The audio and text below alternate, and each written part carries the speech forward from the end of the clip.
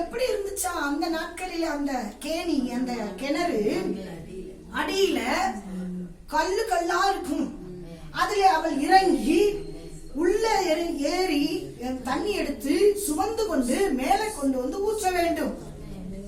7000 litre தண்ணீர், 10 பேர் குடிக்கிறாங்க, 10 ஒட்டகம். அவளுக்கு ஒரு நெளிவும் சுழிவும், ஒரு கோபமும், ஒரு மனஸ்தாபமும், ஐயோ டயர்டா இருக்கு, ஐயோ என்னால முடியல அப்படின்னு சொல்லி வந்து சாப்பிட்டு, என் வீட்டுல நிறைய சாப்பாடு இருக்கு, என் வீட்டுல வந்து நீங்க தங்கிக்கோங்க, நம்ம வீட்டுக்காரர். அது அல்ல உள்ளான அழகு, உள்ளுக்குள்ள இருக்கிற அழகு. என்ன அழகு?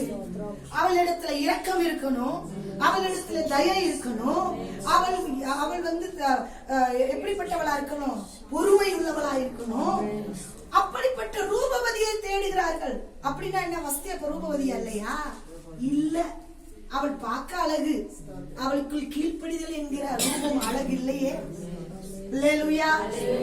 அவள் இவர்கள் அதுக்கப்புறம் நல்ல ரூபவதினா என்ன, அழகுள்ளவளா மட்டும் இருக்க கூடாது, உள்ளுக்குள்ள அழகு இருக்கணும், உள்ள கீழ்ப்படிதல் இருக்கணும், உள்ளுக்குள்ள ராஜாவுக்கு உடனே கீழ்ப்படிஞ்சு சகிக்க கூடியவளா, பொறுமையுள்ளவளா, 127 நாடுகளுக்கும் ஒரு மிகுந்த ஒரு தாயாக அவள் ஒரு முன் உதாரணமாக, அநேக பெண்களுக்கு அவள் முன் உதாரணமாக இருக்க வேண்டும்.